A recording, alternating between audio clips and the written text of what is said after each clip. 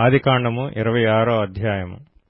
అబ్రాహాము దినములలో వచ్చిన మొదటి కరువు గాక మరొక కరువు ఆ దేశములో వచ్చెను. అప్పుడు ఇస్సాకు గెరారులోనున్న ఫిలిష్తీయుల రాజైన అబీమెలెకు నొద్దకు వెళ్ళెను. అక్కడ యెహోవా అతనికి ప్రత్యక్షమై, నీవు ఐగుప్తులోనికి వెళ్ళక నేను నీతో చెప్పు దేశమందు నివసించుము. ఈ దేశమందు పరవాసివై యుండుము. నేను నీకు తోడైయుండి నిన్ను ఆశీర్వదించెదను. ఏలయనగా నీకును నీ సంతానమునకును ఈ దేశములన్నీయు ఇచ్చి నీ తండ్రి అయిన అబ్రాహాముతో నేను చేసిన ప్రమాణము నెరవేర్చి ఆకాశ నక్షత్రముల వలె నీ సంతానమును విస్తరింపచేసి ఈ దేశములన్నీయు నీ సంతానమునకు ఇచ్చెదను. నీ సంతానము వలన సమస్త భూలోకములోని సమస్త జనులు ఆశీర్వదింపబడుదురు. ఏలయనగా అబ్రాహాము నా మాట విని నేను విధించిన దాని నా ఆజ్ఞలను, నా కట్టడలను, నా నియమములను గైకొనెనని చెప్పెను. ఇస్సాకు గెరారులో నివసించెను. ఆ చోటి మనుష్యులు అతని భార్యను చూచి ఆమె ఎవరని అడిగినప్పుడు అతడు ఆమె నా సహోదరి అని చెప్పెను. ఎందుకనగా రిబ్కా చక్కనిది గనుక ఈ చోటి మనుష్యులు ఆమె నిమిత్తము నన్ను చంపుదురేమో అనుకొని తన భార్య అని చెప్పుటకు భయపడెను. అక్కడ అతడు చాలా దినములుండిన తరువాత ఫిలిష్తీయుల రాజైన అబీమెలెకు కిటికీలో నుండి చూచినప్పుడు ఇస్సాకు తన భార్య అయిన రిబ్కాతో సరసమాడుట కనబడెను. అప్పుడు అబీమెలెకు ఇస్సాకును పిలిపించి, ఇదిగో ఆమె నీ భార్యయే, ఆమె నా సహోదరి అని ఏల చెప్పితివని అడుగగా ఇస్సాకు ఆమెను బట్టి నేను చనిపోవుదనేమో అనుకొంటినని అతనితో చెప్పెను. అందుకు అబీమెలెకు, నీవు మాకు చేసిన ఈ పని ఏమి? ఈ జనులలో ఎవడైనా ఆమెతో నిర్భయముగా శయనించవచ్చునే? అప్పుడు నీవు మా మీదికి పాతకము తెచ్చిపెట్టువాడవు కదా అనెను. అబీమెలెకు, ఈ మనుష్యుని జోలికైనను ఇతని భార్య జోలికైనను వెళ్ళువాడు నిశ్చయముగా మరణశిక్ష పొందునని తన ప్రజలకందరికీ ఆజ్ఞాపింపగా ఇస్సాకు ఆ దేశమందున్న వాడై విత్తనము వేసి ఆ సంవత్సరము నూరంతలు ఫలము పొందెను. యెహోవా అతనిని ఆశీర్వదించెను గనుక ఆ మనుష్యుడు గొప్పవాడాయెను. అతడు మిక్కిలి గొప్పవాడగు వరకు క్రమక్రమముగా అభివృద్ధి పొందుచూ వచ్చెను. అతనికి గొర్రెల ఆస్తియు, గొడ్ల ఆస్తియు, దాసులు గొప్ప సమూహమును కలిగినందున ఫిలిష్తీయులు అతని యందు అసూయపడిరి. అతని తండ్రి అయిన అబ్రాహాము దినములలో అతని తండ్రి దాసులు త్రవ్విన బావులన్నిటినీ ఫిలిష్తీయులు మన్ను పోసి పూడ్చివేసిరి. అబీమెలెకు, నీవు మాకంటే బహు బలం గలవాడవు గనుక మా యొద్ద నుండి వెళ్లిపొమ్మని ఇస్సాకుతో చెప్పగా ఇస్సాకు అక్కడ నుండి వెళ్లి గెరారు లోయలో గుడారం వేసుకుని అక్కడ నివసించెను. అప్పుడు తన తండ్రి అయిన అబ్రాహాము దినములలో త్రవ్విన నీళ్ల బావులు ఇస్సాకు తిరిగి త్రవ్వించెను. ఏలయనగా అబ్రాహాము మృతి పొందిన తరువాత ఫిలిష్తీయులు వాటిని పూడ్చివేసిరి. అతడు తన తండ్రి వాటికి పెట్టిన పేళ్ల చొప్పున తిరిగి వాటికి పేళ్లు పెట్టెను. మరియు ఇస్సాకు దాసులు ఆ లోయలో త్రవ్వగా జలలు గల నీళ్ల బావి దొరికెను. అప్పుడు గెరారు కాపరులు ఇస్సాకు కాపరులతో జగడమాడి, ఈ నీరు మాదే అని చెప్పిరి గనుక వారు తనతో కలహించినందున అతడు ఆ బావికి ఏసెకు అని పేరు పెట్టెను. వారు మరియొక బావి త్రవ్వినప్పుడు దాని కొరకును జగడమాడిరి గనుక దానికి సిత్నా అని పేరు పెట్టెను. అతడు అక్కడి నుండి వెళ్లి మరియొక బావి త్రవ్వించెను. దాని విషయమై వారు జగడమాడలేదు గనుక అతడు, ఇప్పుడు యెహోవా మనకు ఎడము కలుగజేసి ఉన్నాడు గనుక ఈ దేశమందు అభివృద్ధి పొందుదుననుకొని దానికి రహెబోతు అని పేరు పెట్టెను. అక్కడి నుండి అతడు బెయేర్షెబాకు వెళ్ళెను. ఆ రాత్రియే యెహోవా అతనికి ప్రత్యక్షమై, నేను నీ తండ్రి అయిన అబ్రాహాము దేవుడను, నేను నీకు తోడైయున్నాను గనుక భయపడకుము.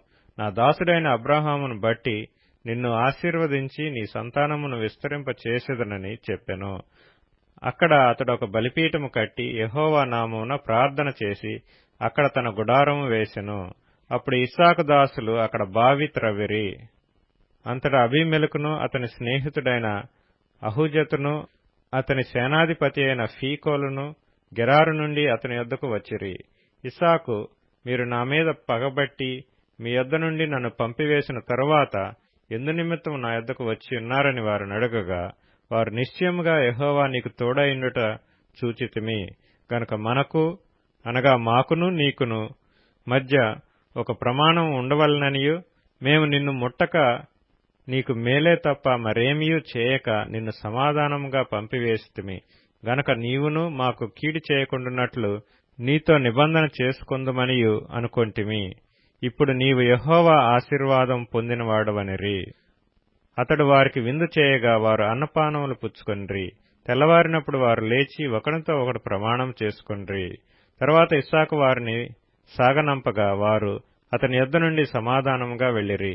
ఆ దినమందే ఇస్సాకు దాసులు వచ్చి తాము త్రవ్విన బావిని గూర్చి అతనికి తెలియజేసి మాకు నీళ్లు కనబడినవని చెప్పిరి గనుక దానికి షేబా అని పేరు పెట్టెను.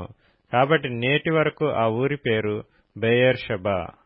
ఏశావు 40 సంవత్సరముల వాడైనప్పుడు హిత్తీయుడైన బెయేరీ కుమార్తెయగు యహూదీతును హిత్తీయుడైన ఏలోను కుమార్తెయగు బాశెమతును పెండ్లి చేసుకొనెను. వీరు ఇస్సాకునకును రెబ్కాకును మనోవేదన కలుగచేసిరి. ఆదికాండము 27వ అధ్యాయము. ఇస్సాకు వృద్ధుడై అతని కనులకు మందదృష్టి కలిగినప్పుడు అతడు తన పెద్ద కుమారుడైన ఏశావుతో నా కుమారుడా అని అతన్ని పిలువగా అతడు చిత్తము నాయనా అని అతనితో నెనెను. అప్పుడు ఇస్సాకు ఇదిగో నేను వృద్ధుడను, నా మరణదినము నాకు తెలియదు, కాబట్టి నీవు దయచేసి నీ ఆయుధములైన నీ అంబుల పొదిని నీ విల్లును తీసుకొని అడవికి పోయి నా కొరకు వేటాడి మాంసము తెమ్ము. నేను చావక మునుపు నిన్ను నేను ఆశీర్వదించున్నట్లు నాకిష్టమైన రుచిగల భోజ్యములను సిద్ధపరిచి నేను తినుటకై నా యొద్దకు తెమ్మని చెప్పెను. ఇస్సాకు తన కుమారుడగు ఏశావుతో ఇట్లు చెప్పుచుండగా రిబ్కా వినుచుండెను. ఏశావు వేటాడి మాంసం తెచ్చుటకు అడవికి వెళ్ళెను. అప్పుడు రిబ్కా తన కుమారుడగు యాకోబును చూచి, ఇదిగో నీ తండ్రి నీ అన్నయైన ఏశావుతో మృతి పొందక మునుపు నేను తిని యెహోవా సన్నిధిని నిన్ను ఆశీర్వదించినట్లు నా కొరకు మాంసం తెచ్చి నాకు రుచిగల భోజ్యములను సిద్ధపరచుమని చెప్పగా వింటిని. కాబట్టి నా కుమారుడా, నా మాట విని నేను నీకు ఆజ్ఞాపించినట్టు చేయుము. నీవు మందకు వెళ్లి 2 మంచి మేకపిల్లలను అక్కడి నుండి నా యొద్దకు తెమ్ము. వాటితో నీ తండ్రికిష్టమైన రుచిగల భోజ్యములను అతనికి చేసెదను. నీ తండ్రి మృతి పొందక ముందు అతడు వాటిని తిని నిన్ను ఆశీర్వదించినట్లు నీవు వాటిని నీ తండ్రి వద్దకు తీసుకొని పోవాలనెను. అందుకు యాకోబు, నా సహోదరుడైన ఏశావు రోమము గలవాడు, నేను నున్నని వాడను గదా. ఒకవేళ నా తండ్రి నన్ను తడవి చూచును, అప్పుడు నేను అతని దృష్టికి వంచకుడనుగా తోచిన ఎడల నా మీదకి శాపమే గాని ఆశీర్వాదం తెచ్చుకొననని చెప్పెను. అయినను అతని తల్లి, నా కుమారుడా, ఆ శాపము నా మీదకి వచ్చునుగాక. నీవు నా మాట మాత్రం విని పోయి వాటిని నా యొద్దకు తీసుకొని రమ్మని చెప్పగా అతడు వెళ్లి వాటిని తన తల్లి యొద్దకు తీసుకొని వచ్చెను. అతని తల్లి అతని తండ్రికిష్టమైన రుచిగల భోజ్యములను సిద్ధపరచెను. మరియు తన జ్యేష్ఠ కుమారుడగు ఏశావునకు సొగసైన వస్త్రములు ఇంట తన యొద్ద నుండెను గనుక రిబ్కా వాటిని తీసి తన చిన్న కుమారుడగు యాకోబునకు తొడిగించి ఆ మేకపిల్లల చర్మములతో అతని చేతులను అతని మెడ మీద నునుపు భాగమును కప్పి తాను సిద్ధపరిచిన రుచిగల భోజ్యములను రొట్టెను తన కుమారుడగు యాకోబు చేతికియ్యగా అతడు తన తండ్రి యొద్దకు వచ్చి నా తండ్రి అని పిలువగా అతడు, ఏమి నా కుమారుడా, నీవెవరువని అడిగెను. అందుకు యాకోబు, నేను ఏశావు అను నీ జ్యేష్ఠ కుమారుడును. నీవు నాతో చెప్పిన ప్రకారం చేసియున్నాను. నీవు నన్ను దీవించుటకై దయచేసి లేచి కూర్చుండి నేను వేటాడి తెచ్చిన దానిని తినుమనెను. అప్పుడు ఇస్సాకు, నా కుమారుడా, ఇంత శీఘ్రముగా అది నీకెట్లు దొరికినని అడుగగా అతడు, నీ దేవుడైన యెహోవా నా ఎదుటికి దాని రప్పించుట చేతనే అని చెప్పెను. అప్పుడు ఇస్సాకు, నా కుమారుడా, నీవు ఏశావను నా కుమారుడువో కాదో నేను నిన్ను తడివి చూచెదను, దగ్గరకు రమ్మని చెప్పెను. యాకోబు తన తండ్రి అయిన ఇస్సాకు దగ్గరకు వచ్చినప్పుడు అతడు అతన్ని తడివి చూచి స్వరము యాకోబు స్వరము గాని చేతులు ఏశావు చేతులే అనెను. యాకోబు చేతులు అతని అన్నయైన ఏశావు చేతుల వలె రోమము గలవైనందున ఇస్సాకు అతనిని గుర్తుపట్టలేక అతన్ని దీవించి, ఏశావు అను ఈ నా కుమారుడువు నీవేనా అని అడగగా యాకోబు నేనే అనెను. అంతటా అతడు, అది నా యొద్దకు తెమ్ము, నేను నిన్ను దీవించినట్లు నా కుమారుడు వేటాడి తెచ్చినది తిందునెను. అతడు తెచ్చినప్పుడు అతడు తినెను. ద్రాక్షారసం తేగ అతడు త్రాగెను. తరువాత అతని తండ్రి అయిన ఇస్సాకు, నా కుమారుడా, దగ్గరకు వచ్చి నన్ను ముద్దు పెట్టుకోమని అతనితో చెప్పెను. అతడు దగ్గరకు వచ్చి అతని ముద్దు పెట్టుకొనెను. అప్పుడు అతడు అతని వస్త్రములను వాసన చూచి అతని దీవించి ఇట్లనెను, ఇదిగో నా కుమారుని సువాసన యెహోవా దీవించిన చేని సువాసన వలె ఉన్నది. ఆకాశపు మంచును భూసారమును విస్తారమైన ధాన్యమును ద్రాక్షారసమును దేవుడు నీకు అనుగ్రహించుగాక. జనములు నీకు దాసులగుదురు, జనములు నీకు సాగిలపడుదురు. నీ బంధుజనులకు నీవు ఏలికవై యుండుము. నీ తల్లి పుత్రులు నీకు సాగిలపడుదురు. నిన్ను శపించువారు శపించబడుదురు, నిన్ను దీవించువారు దీవించబడుదురుగాక. ఇస్సాకు యాకోబును దీవించుట అయిన తరువాత యాకోబు తన తండ్రి అయిన ఇస్సాకు ఎదుట నుండి బయలుదేరి వెళ్లిన తక్షణమే అతని సహోదరుడైన ఏశావు వేటాడి వచ్చెను. అతడును రుచిగల భోజ్యములను సిద్ధపరిచి తన తండ్రి వద్దకు తెచ్చి, నా తండ్రి నన్ను దీవించున్నట్లు లేచి నీ కుమారుడు వేటాడి తెచ్చిన దాన్ని తినుమని తన తండ్రితో నెనెను. అతని తండ్రి అయిన ఇస్సాకు, నీవెవరవని అతనిని అడిగినప్పుడు అతడు, నేను నీ కుమారుడును ఏశావు అను నీ జ్యేష్ఠ కుమారుడుననగా, ఇస్సాకు మిక్కుటముగా గడగడ వణుకుచు, అట్లయితే వేటాడిన భోజ్యమును నా యొద్దకు తెచ్చిన వారెవరో? నీవు రాకమునుపు నేను వాటన్నిటిలో తిని అతనిని నిజముగా దీవించి తిని, అతడు దీవింపబడినవాడే అనెను. ఏశావు తన తండ్రి మాటలు విన్నప్పుడు దుఃఖాక్రాంతుడై పెద్ద కేక వేసి, ఓ నా తండ్రి, నన్నును దీవించుమని తన తండ్రితో చెప్పెను. అతడు, నీ సహోదరుడు కపటోపాయంతో వచ్చి నీకు రావలసిన దీవెన తీసుకొని పోయెను. ఏశావు యాకోబు అను పేరు అతనికి సరిగానే చెల్లినది. అతడు నన్ను ఈ 2 మార్లు మోసపుచ్చెను, నా జ్యేష్ఠత్వము తీసుకొనెను, ఇదిగో ఇప్పుడు వచ్చి నాకు రావలసిన దీవెనను తీసుకొనినని చెప్పి, నా కొరకు మరి ఏ దీవెనయూ మిగిల్చి ఉండలేదా అని అడిగెను. అందుకు ఇస్సాకు, ఇదిగో అతని నీకు ఏలికగా నియమించి అతని బంధుజనులందరినీ అతనికి దాసులుగా ఇచ్చితిని, ధాన్యమును ద్రాక్షారసమును ఇచ్చి అతన్ని పోషించితిని గనుక నా కుమారుడా, నీకేమి చేయగలనని ఏశావుతో ప్రత్యుత్తరమియ్యగా, ఏశావు, నా తండ్రి, నీ యొద్ద ఒక దీవెనయే ఉన్నదా? నా తండ్రి, నన్ను కూడా దీవించుమని తన తండ్రితో చెప్పి, ఏశావు ఎలుగెత్తి ఏడ్వగా అతని తండ్రి అయిన ఇస్సాకు, నీ నివాసము భూసారము లేకయు పైనుండి పడు ఆకాశపు మంచు లేకయు నుండును. నీవు కత్తిచేత బ్రతుకుదువు, నీ సహోదరునికి దాసుడు వగుదువు. నీవు తిరుగులాడుచుండగా నీ మెడ మీద నుండి అతని కాడి విరిచివేయుదువు అని అతనికి ఉత్తరమిచ్చెను. తన తండ్రి యాకోబుకిచ్చిన దీవెన నిమిత్తము ఏశావు అతని మీద పగపట్టెను. మరియు ఏశావు, నా తండ్రిని గూర్చిన దుఃఖ దినములు సమీపముగానున్నవి, అప్పుడు నా తమ్ముడైన యాకోబును చంపెదననుకొనెను. రిబ్కా తన పెద్ద కుమారుడైన ఏశావు మాటలను గూర్చి వినినప్పుడు ఆమె తన చిన్న కుమారుడైన యాకోబును పిలువనంపి అతనితోనిట్లనెను, ఇదిగో నీ అన్నయైన ఏశావు నిన్ను చంపెదనని చెప్పి నిన్ను గూర్చి తన్ను తాను ఓదార్చుకొనుచున్నాడు. కాబట్టి నా కుమారుడా, నీవు నా మాట విని లేచి హారానులోనున్న నా సహోదరుడగు లాబాను నొద్దకు పారిపోయి నీ అన్న కోపం చల్లారు వరకు, నీ అన్న కోపము నీ మీద నుండి తొలగి నీవు అతనికి చేసిన వాటిని అతడు మరచు వరకు లాబాను నొద్ద కొన్నాళ్లు ఉండుము. అప్పుడు నేను అక్కడ నుండి నిన్ను పిలిపించెదను. ఒక్కనాడే మీ ఇద్దరిని నేను పోగొట్టుకొనేలా అనెను. మరియు రిబ్కా ఇస్సాకుతో, హేతు కుమార్తెల వలన నా ప్రాణము విసికినది. ఈ దేశస్థురాండ్రైన హేతు కుమారులలో వీరి వంటి ఒకదానిని యాకోబు పెండ్లి చేసుకున్న ఎడల నా బ్రతుకు వలన నాకేమి ప్రయోజనమనెను. ఆదికాండము 28వ అధ్యాయము. ఇస్సాకు యాకోబును పిలిపించి, నీవు కనాను కుమార్తెలలో ఎవతనూ వివాహం చేసుకొనకూడదు.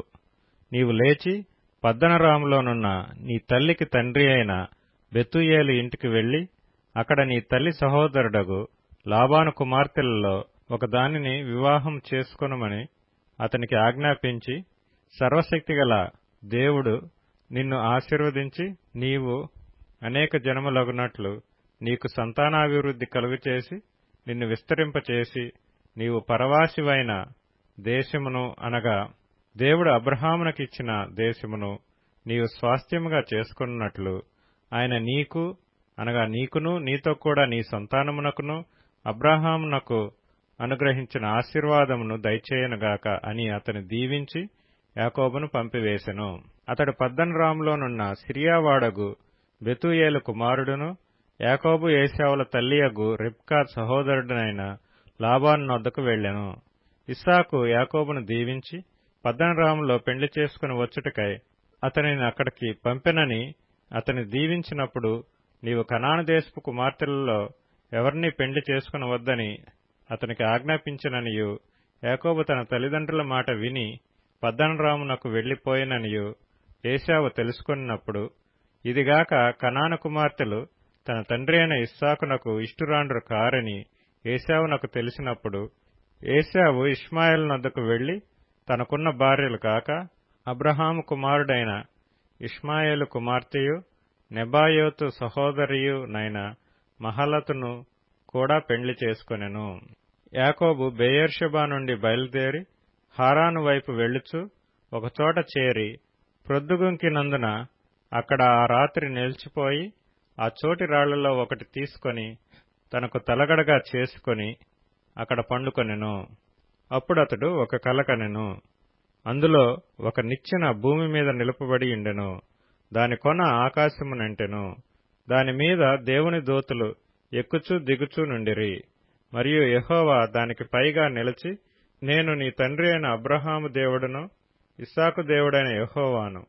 నీవు పండుకొనియున్న ఈ భూమిని నీకును నీ సంతానమునకును ఇచ్చెదను.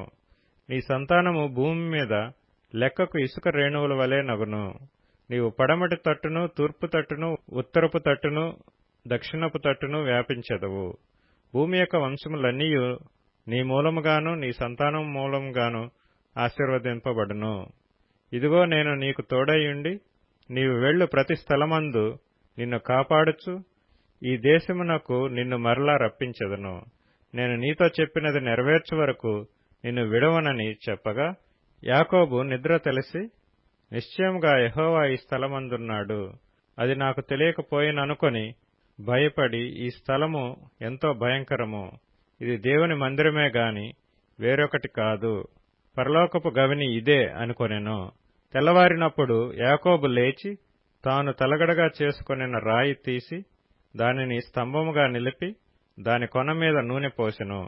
మరియు అతడు ఆ స్థలమునకు బేతేలను పేరు పెట్టెను. అయితే మొదట ఆ ఊరి పేరు లూజు. అప్పుడు యాకోబు, నేను తిరిగి నా తండ్రి ఇంటికి క్షేమంగా వచ్చునట్లు దేవుడు నాకు తోడైయుండి నేను వెళుచున్న ఈ మార్గములో నన్ను కాపాడి తినుటకు ఆహారమును ధరించుకొనుటకు వస్త్రములను నాకు దయచేసిన ఎడల యెహోవా నాకు దేవుడైయుండును. మరియు స్తంభముగా నేను నిలిపిన ఈ రాయి దేవుని మందిరమగును. మరియు నీవు నాకిచ్చు యావత్తులో 10వ వంతు నిశ్చయముగా నీకు చెల్లించెదనని మ్రొక్కుకొనెను. ఆదికాండము 29వ అధ్యాయము. యాకోబు బయలుదేరి తూర్పు జనుల దేశమునకు వెళ్ళెను. అతడు చూచినప్పుడు పొలములో ఒక బావి కనబడెను. అక్కడ దాని యొద్ద గొర్రెల మందలు 3 పండుకొని ఉండెను. కాపరులు మందలకు ఆ బావి నీళ్లు పెట్టుదురు. ఒక పెద్ద రాయి ఆ బావి మీద మూత వేసి ఉండెను. అక్కడికి మందలన్నీయు కూడి వచ్చునప్పుడు బావి మీద నుండి ఆ రాతిని పొర్లించి గొర్రెలకు నీళ్లు పెట్టి తిరిగి బావి మీద రాతిని దాని చోట నుంచుదురు. యాకోబు వారిని చూచి, అన్నలారా, మీరెక్కడి వారని అడగగా వారు, మేము హారాను వారమనిరి. అతడు, నాహోరు కుమారుడగు లాబానును మీరెరుగుదురా అని వారిని అడగగా వారు ఎరుగుదుమనిరి. మరియు అతడు క్షేమంగా ఉన్నాడా అని అడుగగా వారు క్షేమముగానే ఉన్నాడు. ఇదిగో అతని కుమార్తె అయిన రాహేలు గొర్రెల వెంట వచ్చుచున్నదని చెప్పిరి. అతడు, ఇదిగో ఇంకా చాలా ప్రొద్దు ఉన్నది, పశువులను పోగు చేయి వేళ కాలేదు, గొర్రెలకు నీళ్లు పెట్టి పోయి వాటిని మేపుడని చెప్పగా, వారు మందలనియు పోగు కాక మునుపు అది మా వలన కాదు, తరువాత బావి మీద నుండి రాయి పొర్లించుదురు, అప్పుడే మేము గొర్రెలకు నీళ్లు పెట్టుదుమండ్రి. అతడు వారితో ఇంకా మాట్లాడుచుండగా రాహేలు తన తండ్రి గొర్రెల మందను తోలుకొని వచ్చెను. ఆమె వాటిని మేపునది. యాకోబు తన తల్లి సహోదరుడైన లాబాను కుమార్తెయగు రాహేలును తన తల్లి సహోదరుడగు లాబాను గొర్రెలను చూచినప్పుడు అతడు దగ్గరకు వెళ్లి బావి మీద నుండి రాతిని పొర్లించి తన తల్లి సహోదరుడగు లాబాను గొర్రెలకు నీళ్లు పెట్టెను. యాకోబు రాహేలును ముద్దు పెట్టుకొని ఎలుగెత్తి ఏడ్చెను.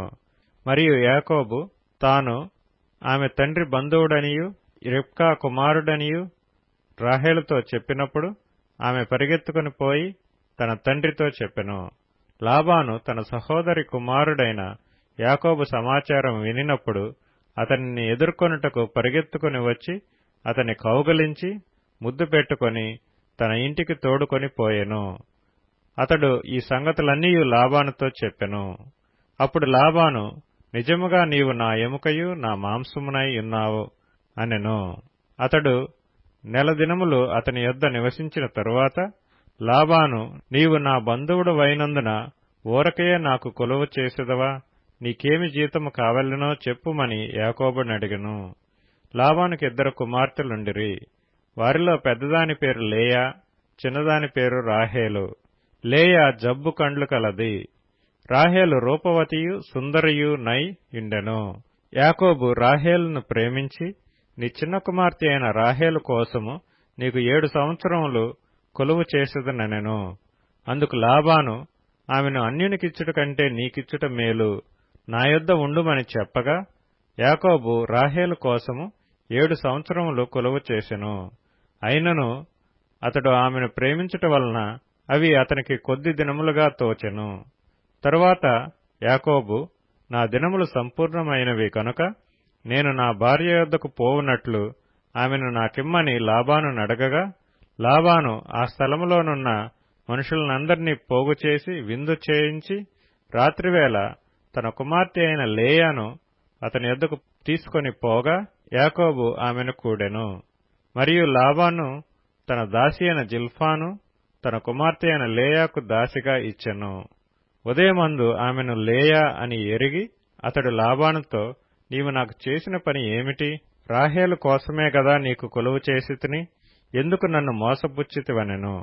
అందుకు లాబాను, పెద్దదానికంటే ముందుగా చిన్నదానినిచ్చుట మా దేశ మర్యాద కాదు, ఈమె యొక్క వారము సంపూర్ణము చేయము, నీవిక 7 సంవత్సరములు నాకు కొలువు చేసిన ఎడల అందుకై ఆమెను కూడా నీకిచ్చెదమని చెప్పగా, యాకోబు అలాగ చేసి ఆమె వారము సంపూర్తి అయిన తరువాత అతడు తన కుమార్తె అయిన రాహేలును అతనికి భార్యగా ఇచ్చెను. మరియు లాబాను తన దాసియగు బిల్హాను తన కుమార్తె అయిన రాహేలుకు దాసిగా ఇచ్చెను. యాకోబు రాహేలును కూడెను. మరియు అతడు లేయా కంటే రాహేలును బహుగా ప్రేమించి అతనికి మరి 7 ఏండ్లు కొలువు చేసెను. లేయా ద్వేషింపబడుట యెహోవా చూచి ఆమె గర్భము తెరిచెను. రాహేలు గొడ్రాలై ఉండెను. లేయా గర్భవతి అయి కుమారుని కని, యెహోవా నా శ్రమను చూచియున్నాడు కనుక నా పెనిమిటి నన్ను ప్రేమించును గదా అనుకొని అతనికి రూబేనను పేరు పెట్టెను. ఆమె మరలా గర్భవతి అయి కుమారుని కని, నేను ద్వేషింపబడితినన్న సంగతి యెహోవా విన్నాడు గనుక ఇతను కూడా నాకు దయచేసిననుకొని అతనికి షిమ్యోను అని పేరు పెట్టెను. ఆమె మరలా గర్భవతి అయి కుమారుని కని, తుదకు ఈసారి నా పెనిమిటి నాతో హత్తుకొని ఇండును, అతనికి 3 కుమారులను కంటిననుకొనెను. అందుచేత అతనికి లేవి అని పేరు పెట్టెను. ఆమె మరలా గర్భవతి అయి కుమారుని కని, ఈసారి యెహోవాను స్తుతించెదననుకొని యూదా అని పేరు పెట్టెను. అప్పుడు ఆమెకు కానుపు ఉడిగెను. ఆదికాండము 30వ అధ్యాయం. రాహేలు తాను యాకోబునకు పిల్లలు కనకపోవట చూచి తన అక్కయందు అసూయపడి యాకోబుతో, నాకు గర్భఫలము నిమ్ము, లేని ఎడల నేను చచ్చెదనెను. యాకోబు కోపము రాహేలు మీద రగులు కొనగా అతడు, నేను నీకు గర్భఫలమును ఇయ్యకపోయినా దేవునికి ప్రతిగానున్నానా అనెను. అందుకామె, నా దాసి అయిన బిల్హా ఉన్నది గదా, ఆమెతో పొమ్ము, ఆమె నా కొరకు పిల్లలను కనును, అలాగున ఆమె వలన నాకు పిల్లలు కలుగుదురని చెప్పి తన దాసి అయిన బిల్హాను అతనికి భార్యగా ఇచ్చెను. యాకోబు ఆమెతో పోగా బిల్హా గర్భవతి అయి యాకోబునకు కుమారుని కనెను. అప్పుడు రాహేలు, దేవుడు నాకు తీర్పు తీర్చెను, ఆయన నా మొర విని నాకు కుమారుని దయచేసిననుకొని అతనికి దాను అని పేరు పెట్టెను. రాహేలు దాసి అయిన బిల్హా తిరిగి గర్భవతి అయి యాకోబుకు రెండవ కుమారుని కనెను. అప్పుడు రాహేలు, దేవుని కృప విషయమై నా అక్కతో పోరాడి గెలిచితుననుకొని అతనికి నఫ్తాలి అని పేరు పెట్టెను. లేయా తనకు కానుపు ఉడుగట చూచి తన దాసి అయిన జిల్ఫాను తీసుకొని యాకోబునకు ఆమెను భార్యగా ఇచ్చెను. లేయా దాసి అయిన జిల్ఫా యాకోబునకు కుమారుని కనగా లేయా ఇది అదృష్టమే గదా అనుకొని అతనికి గాదు అని పేరు పెట్టెను. లేయా దాసి అయిన జిల్ఫా యాకోబునకు రెండవ కుమారుని కనగా లేయా, నేను భాగ్యవంతురాలను, స్త్రీలు నన్ను భాగ్యవతి అందురు గదా అని అతనికి ఆషేరు అని పేరు పెట్టెను. గోధుమల కోత కాలములో రూబేను వెళ్లి పొలములో పుత్రదాత వృక్షపు పండ్లు చూచి తన తల్లి అయిన లేయాకు తెచ్చి ఇచ్చెను. అప్పుడు రాహేలు, నీ కుమారుని పుత్రదాత వృక్షపు పండ్లలో కొన్ని నాకు దయచేయమని లేయాతో అనగా ఆమె, నా భర్తను తీసుకొంటివే, అది చాలదా, ఇప్పుడు నా కుమారుని పుత్రదాత వృక్షపు పండ్లను తీసుకొందువా అని చెప్పెను. అందుకు రాహేలు, కాబట్టి నీ కుమారుని పుత్రదాత వృక్షపు పండ్ల నిమిత్తము అతడు ఈ రాత్రి నీతో శయనించునని చెప్పెను. సాయంకాలమందు యాకోబు పొలము నుండి వచ్చునప్పుడు లేయా అతనిని ఎదుర్కొనబోయి, నీవు నా యొద్దకు రావలెను, నా కుమారుని పుత్రదాత వృక్షపు పండ్లతో నిన్ను కొంటినని చెప్పెను. కాబట్టి అతడు ఆ రాత్రి ఆమెతో శయనించెను. దేవుడు లేయా మనవి వినెను గనుక ఆమె గర్భవతి అయి యాకోబునకు 5వ కుమారుని కనెను. లేయా, నేను నా పెనిమిటికి నా దాసినిచ్చినందున దేవుడు నాకు ప్రతిఫలము దయచేసిననుకొని అతనికి ఇస్సాకారు అని పేరు పెట్టెను. లేయా మరలా గర్భవతి అయి యాకోబునకు 6వ కుమారుని కనెను. అప్పుడు లేయా, దేవుడు మంచి బహుమతి నాకు దయచేసెను, నా పెనిమిటికి 6 కుమారులను కనియున్నాను గనుక అతడికను నాతో కాపురము చేయుననుకొని అతనికి జెబూలూను అని పేరు పెట్టెను. ఆ తరువాత ఆమె కుమార్తెను కని ఆమెకు దీనా అని పేరు పెట్టెను. దేవుడు రాహేలును జ్ఞాపకం చేసుకుని ఆమె మనవి విని ఆమె గర్భము తెరిచెను. అప్పుడామె గర్భవతి అయి కుమారుని కని దేవుడు నా నింద తొలగించెననుకొనెను. మరియు ఆమె, యెహోవా మరియొక కుమారుని నాకు దయచేయునుగాక అనుకొని అతనికి ఏసేపు అని పేరు పెట్టెను. రాహేలు ఏసేపును కనిన తరువాత యాకోబు లాబానుతో, నన్ను పంపివేయము, నా చోటికిని నా దేశమునకును వెళ్ళెదను, నా భార్యలను నా పిల్లలను నాకు అప్పగించుము, అప్పుడు నేను వెళ్ళెదను, వారి కోసము నీకు కొలువు చేసితిని, నేను నీకు కొలువు చేసిన విధమును నీవెరుగుదువు గదా అని చెప్పెను. అందుకు లాబాను అతనితో, నీ కటాక్షము నా మీదనున్న ఎడల నా మాట వినుము, నిన్ను బట్టి యెహోవా నన్ను ఆశీర్వదించునని శకునము చూచి తెలుసుకొంటినని చెప్పెను. మరియు అతడు, నీ జీతమెంతయని నాతో స్పష్టముగా చెప్పుము, అది ఇచ్చెదనెను. అందుకు యాకోబు అతని చూచి, నేను నీకెట్లు కొలువు చేస్తునో నీ మందలు నా యొద్ద ఎట్లుండెనో అది నీకు తెలియను. నేను రాకమునుపు నీకుండినది కొంచెమే, అయితే అది బహుగా అభివృద్ధి పొందెను. నేను పాదం పెట్టిన చోటెల్లా యెహోవా నిన్ను ఆశీర్వదించెను. నేను నా ఇంటివారి కొరకు ఎప్పుడూ సంపాద్యం చేసుకొందునెను. అప్పుడు అతడు, నేను నీకేమి ఇయ్యవలెనని అడిగినందుకు యాకోబు, నీవు నాకేమీయూ ఇయ్యవద్దు, నీవు నా కొరకు ఈ విధముగా చేసిన ఎడల నేను తిరిగి నీ మందను మేపి కాచెదను. నేడు నేను నీ మంద అంతటిలో నడిచి చూచి పొడలైనను మచ్చలైనను గల ప్రతి గొర్రెను, గొర్రె పిల్లలలో నల్లని ప్రతిదానిని, మేకలలో మచ్చలైనను పొడలైనను గల వాటిని వేరుపరచెదను. అట్టివి నాకు జీతమగును. ఇక మీదట నాకు రావలసిన జీతమును గూర్చి నీవు చూడవచ్చినప్పుడు నా న్యాయ ప్రవర్తనయే నాకు సాక్ష్యమగును. మేకలలో పొడలైనను మచ్చలైనను లేనివన్నీయు, గొర్రె పిల్లలలో నలుపు లేనివన్నీయు నా యొద్దనున్న ఎడల నేను దొంగిలించితినని చెప్పవచ్చునెను. అందుకు లాబాను, మంచిది, నీ మాట చొప్పుననే కానిమ్మనెను. ఆ దినమున లాబాను చారయైనను మచ్చయైనను గల మేకపోతులను, పొడలైనను మచ్చలైనను గల పెంటి మేకలన్నిటినీ, కొంచెము తెలుపు గల ప్రతి దానిని, గొర్రెపిల్లలలో నల్లవాటినన్నిటినీ వేరుచేసి తన కుమారుల చేతికి అప్పగించి తనకును యాకోబునకును మధ్య 3 దినముల ప్రయాణమంత దూరం పెట్టెను.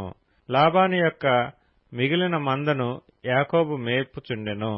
యాకోబు చినారు జంగిసాలు అను చెట్ల చువ్వలను తీసుకొని ఆ చువ్వలలో తెల్లచారలు కనబడినట్లు అక్కడక్కడ వాటికి తొక్కలు ఒలిచి, మందలు నీళ్లు త్రాగ వచ్చినప్పుడు అవి చూలు కట్టుటకు అతడు తాను ఒలిచిన చువ్వలను మందలు త్రాగుటకు వచ్చు కాలవలలోను నీళ్ల గాళ్లలోనూ వాటి ఎదుట పెట్టగా, మందలు ఆ చువ్వల ఎదుట చూలు కట్టి చారలైనను పొడలైనను మచ్చలైనను గల పిల్లలను ఈనెను. యాకోబు ఈ గొర్రె పిల్లలను వేరుచేసి చారలు గల వాటి తట్టును, లాబాను మందలలో నల్లని వాటి తట్టును, మందల ముఖములు త్రిప్పి తన మందలను లాబాను మందలతో నుంచక వాటిని వేరుగా నుంచెను. మందలో బలమైనవి చూలు కట్టినప్పుడెల్లను అవి ఆ చువ్వల ఎదుట చూలు కట్టునట్లు యాకోబు మంద కన్నుల ఎదుట కాలవలలో ఆ చువ్వలు పెట్టెను. మంద బలహీనమైనప్పుడు పెట్టలేదు. అట్లు బలహీనమైనవి లాబానుకును బలమైనవి యాకోబునకును వచ్చెను. ఆ ప్రకారము ఆ మనుష్యుడు అత్యధికముగా అభివృద్ధి పొంది విస్తారమైన మందలు, దాసీలు, దాసులు, ఒంటెలు, గాడిదలు గలవాడాయెను.